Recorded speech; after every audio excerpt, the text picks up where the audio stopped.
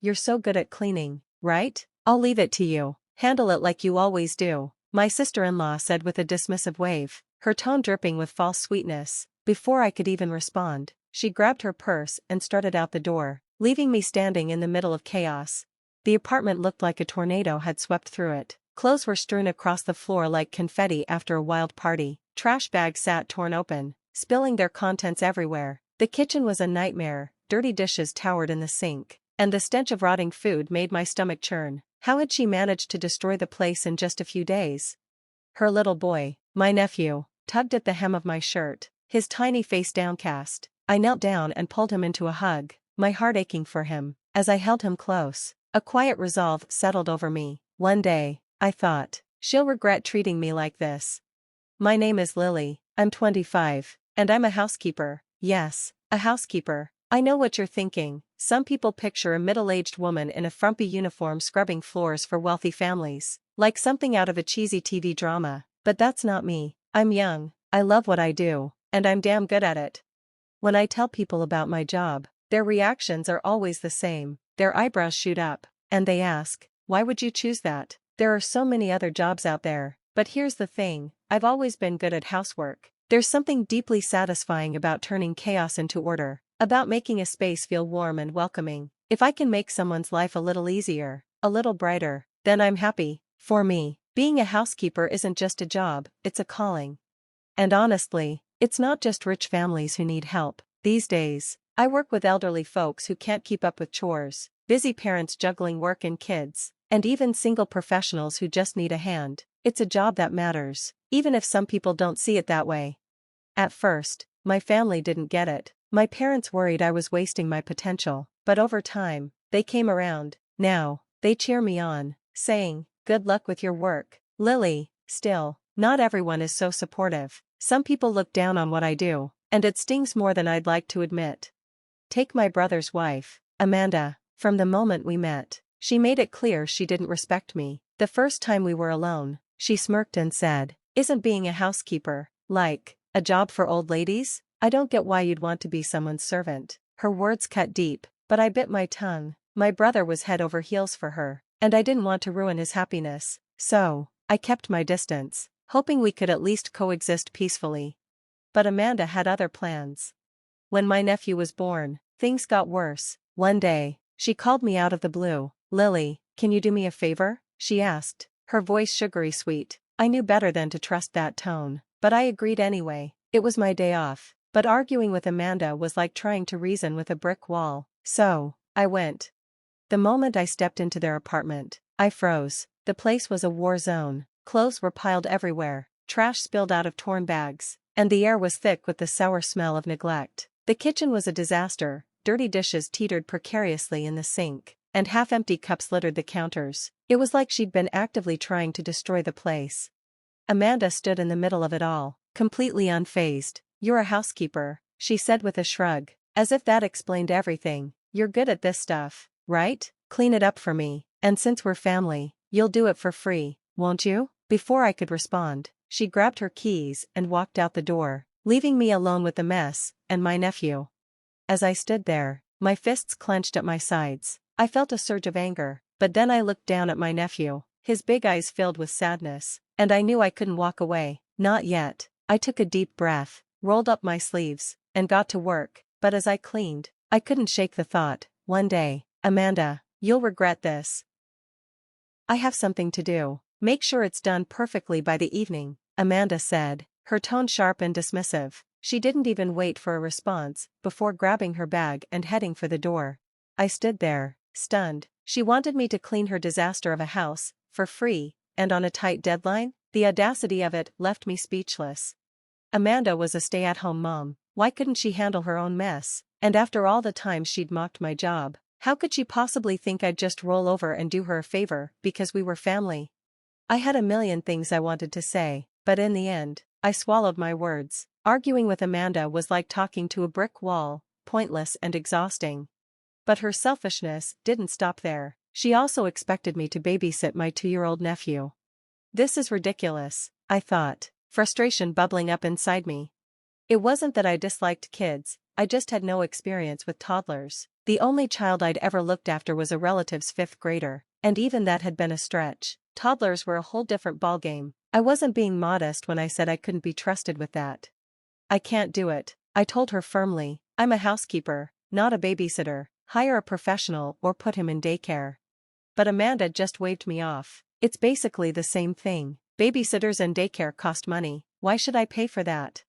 I tried to stand my ground, but then she hit me with a low blow. If you refuse, I'll tell my husband it's your fault, and we'll get a divorce. She was using my brother against me. The thought of causing trouble for him made my stomach churn. Reluctantly, I agreed, telling her it was a one-time favor. Looking back, I wish I'd held my ground. The day was a nightmare.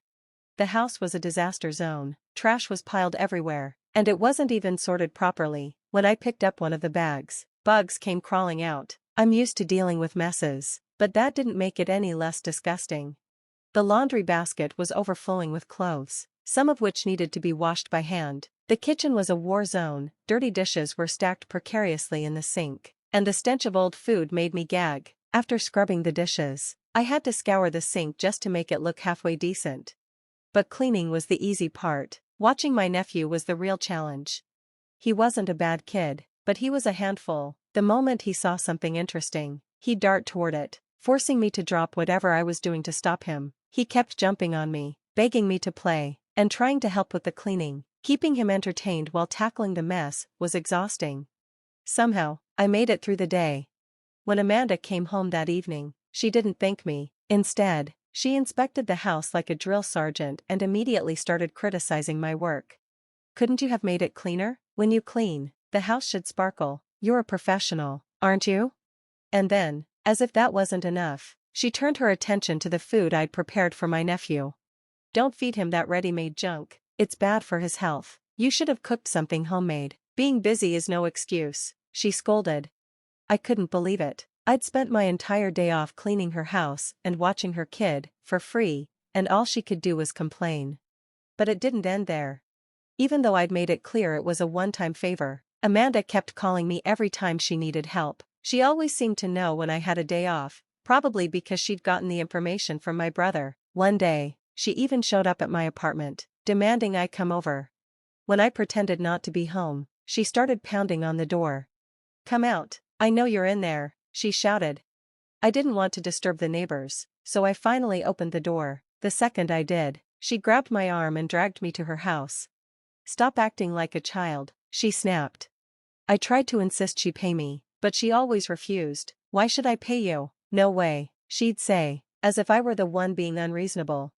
While I cleaned, she was always out doing who knows what. When I asked where she was going, she'd shoot me a glare and say, "It's none of your business." As I spent more time with my nephew, he began to grow closer to me than to his own mother. He listened to me, followed my instructions, and even started calling me Auntie Lily with a bright smile. It made cleaning a little easier, having him by my side, but Amanda wasn't thrilled about it. Don't get too full of yourself, she sneered one day, her voice dripping with venom. You're not even married. What do you know about raising a child?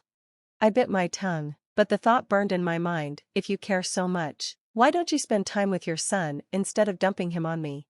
For weeks, I fantasized about making Amanda pay for everything she'd put me through, but I didn't have a plan until I stumbled across something while cleaning her room. It was a few weeks later when Amanda called me, her tone sharp and demanding. My husband is coming home tomorrow. I want everything perfect. I cleaned without complaint, leaving the house spotless, but this time, I wasn't just tidying up, I was setting the stage for Amanda's downfall. The next day, my phone rang. It was Amanda, and she was furious. Are you kidding me? Where are you right now? She screamed. I feigned innocence. What do you mean? Don't play dumb with me. You told my husband about my affair, didn't you? Her voice was shrill, almost hysterical. She was right. While cleaning her room, I'd found proof, a photo of her wrapped in the arms of another man, their faces pressed close. In her drawer, I discovered designer bags and expensive clothes, things my brother could never afford on his salary. Her parents weren't wealthy either, so it was clear where those luxuries had come from. I'd taken photos of everything, carefully putting it all back so she wouldn't suspect a thing. I also started gathering evidence of how she'd been exploiting me, recordings of her threats, videos of her yelling at me through the intercom, and even text messages where she demanded I clean for free. Then, I showed it all to my brother. He was devastated. Amanda had been sending him photos of the clean house, claiming she'd done the work herself, but I told him the truth, how she'd forced me to do it all while she was out living a double life. "I'm so sorry, Lily," my brother said, his voice trembling with anger and regret. "I had no idea what was going on. If something had happened to you or my son because of her neglect, I can't even think about it." His expression hardened. "She's no longer my wife if she treats my family like this." He decided to divorce Amanda and fight for custody of their son. To avoid another confrontation, I moved out of my apartment. Sure enough, Amanda showed up at my door, but when she found I wasn't there, she called me instead.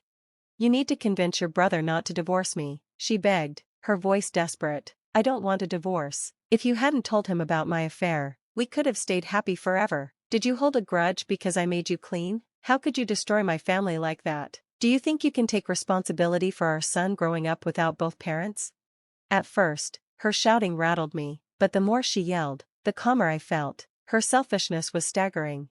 "I think you and my brother should get divorced," I said firmly. "I won't convince him otherwise. You're the one who cheated, not me." No sister would stay quiet after learning their loved one was betrayed. Even my nephew would be better off with a single parent than a mother who neglects him and cheats on his dad. "We'll support him, so don't worry about that." Amanda broke down, sobbing and pleading. "I'll apologize to you properly. I'll pay you for all the work you did. Just please, convince him." But I refused. The divorce dragged on for months because Amanda fought tooth and nail, but in the end, my brother won. The court awarded him custody, citing Amanda's neglect and financial instability. She'd been unemployed, and her affair had left her with nothing but debt. To my surprise, my brother also demanded she compensate me for all the unpaid housework I'd done. Now, with my brother often away on business trips, our parents help care for my nephew. At first, he missed his mom, but he's thriving with his grandparents, who adore him. I thought it was finally over, until I ran into Amanda a few weeks later. I barely recognized her. Her face was pale and drawn, her once polished appearance replaced by exhaustion. She looked like a shadow of the woman she used to be. After the divorce, Amanda had tried to marry the wealthy man she'd been having an affair with, but he wanted nothing to do with her. Furious that my brother had demanded compensation, he'd cut her off completely. Her parents, ashamed of the scandal, had stopped supporting her. Now, she was living in a tiny apartment, juggling multiple part-time jobs to pay off her debts. "I want to get back together with my husband," she begged, her voice trembling. "I'll do anything, please, convince him." Even seeing her like that, I felt no sympathy. Her struggles were the consequences of her own choices. "Give up on getting back together with my brother," I said coldly. "If you keep bothering us, we'll call the police." She fled after that, and I haven't seen her since. I don't know, or care, what happened to her. As for me, I'm still working hard as a housekeeper, with the love and support of my family, and for the first time in a long while, I feel at peace.